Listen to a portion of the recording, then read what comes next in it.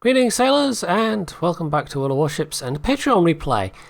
I've been trying to do this one since the weekend, but the last 2 weeks have been a little bit knackering with my new part-time job. I have mentioned this, I think, previously, that I'm now working part-time, a couple of shifts a week, as a kitchen porter, and it's quite hard work.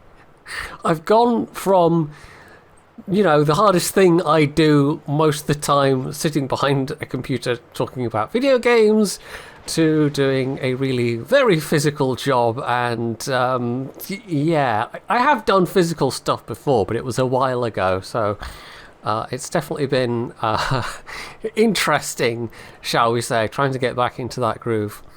So and just this last 2 weeks in particular, I had 3 long shifts in a row. And then this week I've already had 3 shifts in a row, 2 of which were long shifts, and I've got another shorter shift tomorrow as well. But that's partly because I was covering for someone who is off sick.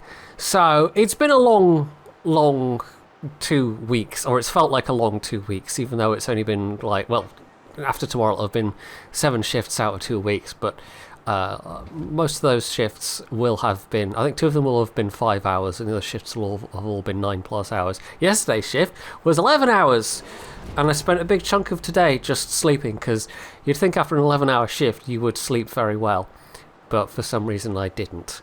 So I've slept for about 6 hours during the day today, which probably wasn't very helpful for my sleep schedule overall, but I'm going to get into the rhythm of it. I will get better at it and more used to it, and my body's going to catch up a bit, but at the moment I'm just kind of tired a lot. Anyway, so that's a little update about actual stuff. Oh, actually no, there was one more thing I could mention, and it might be relevant to the channel. One of the night porters at this hotel was excited to learn that oh hey, you've met Jingles, oh hey, you know Circon, etc, etc. So more of a World of Tanks player than Warships, but they have played, I think, Warships a bit on console anyway. So they were like, do you want my old Xbox One? Because now I've got a 1S or a 1X or whatever the latest one is. So I said yes, because I wasn't going to turn down that. And the last console I had was a PS3, and my PS3 just ended up dying of old age. Well, semi-dying of old age. It's in a cupboard at the moment. I think it reached the stage where the after enough thermal cycling, the solder on the chips starts to weaken or something like that. I don't know. There was some. I remember researching it and finding out that it was a known thing, that they sort of get to a certain age and they sort of irreparably die, and there's not that much you can do about it. But yeah, it's just to say I haven't had a console for a while, and PS3, we're going back a ways. So yeah, I wasn't going to say no to just an Xbox One. And one of the things I can play on is, of course, Warships Legends. So if I can, I'm going to try out the sort of onboard recording, and if that's not satisfactory, of course, there is the option of going and getting a capture card, which I ought to now be able to afford to do. So at some point in the future, and obviously after a bit of grinding as well, because I'm only at tier 4 on a single line of ships at the moment, you might see some Legends content on the channel, because it is a bit different. It's the same, but there's enough differences to make things a bit odd for a person that's only ever played Warships on PC up until now. Anyway, so that's the sort of related bit of news. We should probably actually talk about what's going on in this replay. So this is Andy CX, long time patron, and he is in the Yugumo, which I believe I'm right in saying is a favourite of his. He likes his Japanese torpedo destroyers, and they remain a pretty strong line. I mean, they are one of the OG lines of the game, going pretty much all the way back to when it first came out. Yugumo hasn't always been at tier 9 either. It used to be a tier 8 back in the day, but even at tier 9 it remains a pretty good ship, and it's just got a nice combination of everything. It's very stealthy, it's reasonably fast, The torpedoes are quite powerful, although they do take a little while to reload. And, you know, barring things like, say, AA and, well, firepower to some extent. The guns hit hard, but they just don't fire very quickly. You know, it's not the perfect all-rounder, because such a thing don't really exist, but it's still a very, very good Tier 9 torpedo destroyer.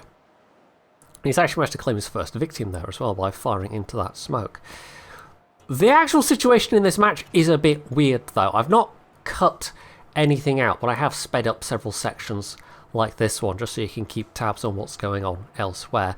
And as you can see, basically, everybody that wasn't in a big blob in the middle and Andy has died, and all that's left is this big blob that's below the B cap and Andy, and at this point he's also the only destroyer on his team left alive.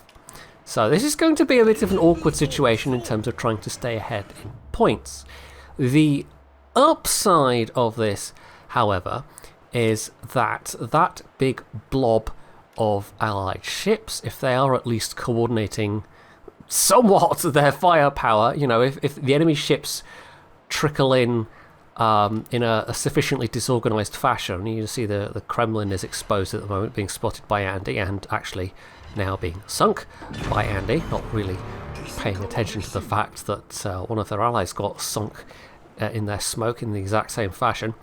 But yeah, I mean, they were getting fired on a bit by that blob of firepower, and there are plenty of other ships they're spotting which are getting fired on by the blob of firepower.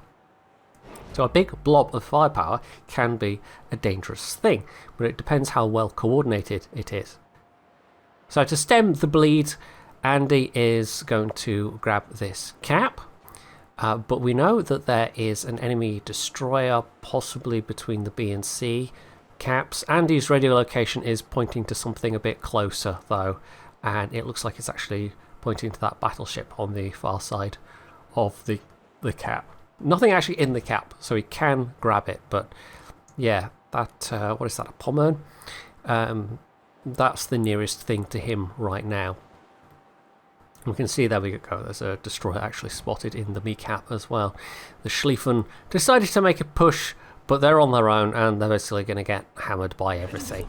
They are killing enemy ships, though, and this is one of the reasons why this match remains viable, despite the absolutely horrible map control that's been going on up until now, is that his teammates have at least been killing ships to keep the gap between the teams, points-wise, sufficiently small to not just make this runaway victory for the enemy team, because that does happen sometimes, and it's always very frustrating when that happens, because it just feels like your teammates aren't, you know, not only do they have absolutely no tactical sense of what's going on the map, but they're not even firing at things effectively.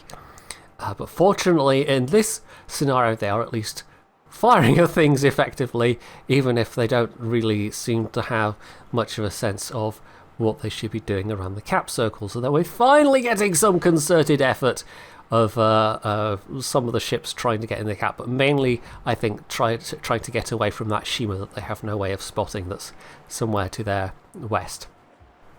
So a couple of hits into the Pommern. The Shima has claimed the Lion as a victim. Pommern's still alive, but hopefully low enough health that they can get taken out by his allies, of which there aren't that many left now, but you know, there's not that many enemy ships either. So yeah, it's been kept relatively even, at least. But Andy may be a little wary of the fact that they do still have a Donskoy who possibly has radar.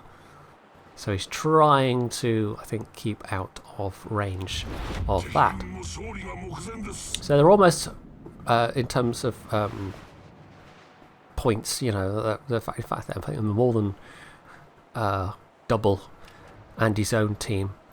But if they can whittle down these ships, you know, there's enough of a buffer, 768 points. It's not great, but it's not like we're immediately going to lose this if one more ship sinks. And the fact that they've now grabbed the second cap successfully means that they have significantly stemmed the bleed of points just from that.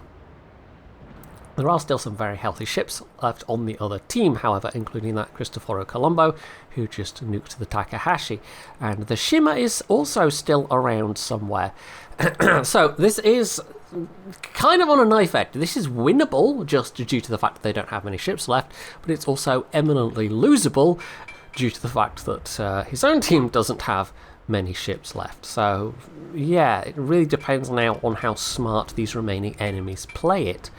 And to be honest, they don't even have to play it that smart. I mean, they just have to not do anything completely stupid like this, as it turns out, very low health Shima. Now that is an absolute boon for Andy, the fact that the Shima was essentially a one-hit kill. But it did get him spotted, and that Cristoforo Colombo is now on his case. The Colombo, by the way, I mean, no HE on its main battery and slightly whiffish accuracy, so it's not the most dangerous battleship to be facing, but it could still hurt. They also appear to have one of the more rare camos in-game, one of those kind of bronzy looking ones. I think, is that one of the Clan Wars camos? It's something, it's one of the, I'm pretty sure that's one of the ones you need one of the rarer currencies for. If that's still a thing. There's a bunch of camos that I don't quite know how you get, and that's one of them. Anyway, so this Cristoforo Colombo, for some reason, decides they're going to charge the smoke screen. And yes, they know, okay, there's going to be torps coming towards me, and yes, that is obviously not an optimal angle for dropping torpedoes. But instead of being a little bit cautious, at least, they decide they're going to try and charge down a destroyer which can move faster than them and is incredibly more stealthy than them. I'm not sure why. This feels like a pretty big mistake. The remaining two allies of Andy's, meanwhile, are going after the remaining other enemy ship, Goliath, who is desperately trying to run away and get unspotted, but I don't think they quite have the speed. And there you go, you can see the rune actually firing at the Colombo as well. Maybe the Colombo was like, okay, I need to get this cap, but it really doesn't feel like they're trying to get the cap, it feels like they're trying to chase after Andy. And that, honestly, is not a great idea. We're now down to less than 4 minutes, and there's no way that they can get unspotted. I mean, if they have some smokes left, they might manage it. Right, the Colombo's the tech tree tier 10, right? Yeah, of course that does have smoke. I was just trying to remember which ones are... Because there's other top tier Italians that are non-tech tree, and I can never remember which ones are which. Like the Verdi, that's not a tech tree one, right? Honestly, can't remember. My brain is slightly fried after 11 hours yesterday, and that doesn't even count the time it takes me to get there and then get home again. So, you know. Anyway, so it looks like he's going to get a torp hit. He's actually already racked up a couple of defense flags. This will be another one. There we go, and that's actually enough to get him the high caliber as well. That's over 200,000 damage he's got now. So, another medal to go on top of everything else. The Goliath has died in the meantime. This Colombo's the last guy alive. Honestly, if he hadn't tried to get this mid-cap, if he had maybe concentrated instead on trying to help his Goliath, and not wasted the time initially seeming like he was going to go after Andy and then trying to get the cap, which was never going to work, they might actually have won this one on points and just time.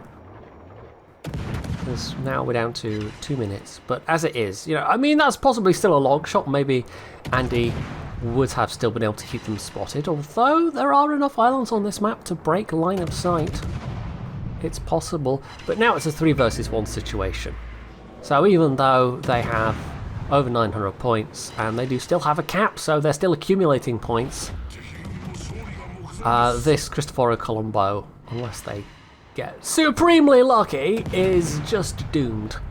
And I think maybe there's a chance they could have won this for their team by just playing a bit smarter. But for whatever reason, they got a bit gung-ho about everything, and now it's just a matter of trying to finish them off. If Andy's 2 remaining allies were super low health at this stage, maybe I could see the Colombo being a bit more aggressive, like doing this more kind of active, I'm going to get in your face kind of maneuver. But yeah, there just isn't the... Like, there really isn't the possibility at this stage. If he'd run away, if he'd played out the clock... I mean, heck, we're down to the last 30 seconds. There's still an outside possibility that if he'd gotten incredibly lucky with RNG, he might have done it. But as it is, no. The Montana finishes him off, and Andy was bleeding him with little shots and trying to get a fire. Although he only had 2 fires in that. But, you know, Andy was doing his best to help as well. He was just throwing away stealth at that point to try and, you know, as much damage as he could before the timer ran out. And he was actually rewarded quite nicely for his efforts. 2,500 base XP. Montana did quite well. Rune did all right. Yeah, there were some... pretty decently scoring people in this game, but also some not very well scoring people. I think Andy probably performed the best out of certainly the destroyers on his own team. The Shima on the enemy team, I think, did a fair bit of damage, probably, but they also somehow took enough damage that they were a very, very, very easy kill for Andy when it mattered at a crucial moment. Because if he'd run into a full health Shimakaze, or if he hadn't run into the Shimakaze at all, if the Shima had just been trying to reposition towards the other side of the map, perhaps, and drop torpedoes on the Montana and whatever, maybe this could have been a different outcome, but who knows. It's one of those matches where there's a lot of what-if possibilities, and instead, well, of course, we got the outcome that we got. So, all in all, a very, very well-played Japanese destroyer game, and it just goes to show that, yeah, Yugumo, pretty good. So that is it for this game, and obviously, you know, the little update about my life in general. Hopefully you have enjoyed the video, and if you have, you could do all the usual things down underneath it, and of course, as always, stay tuned for more.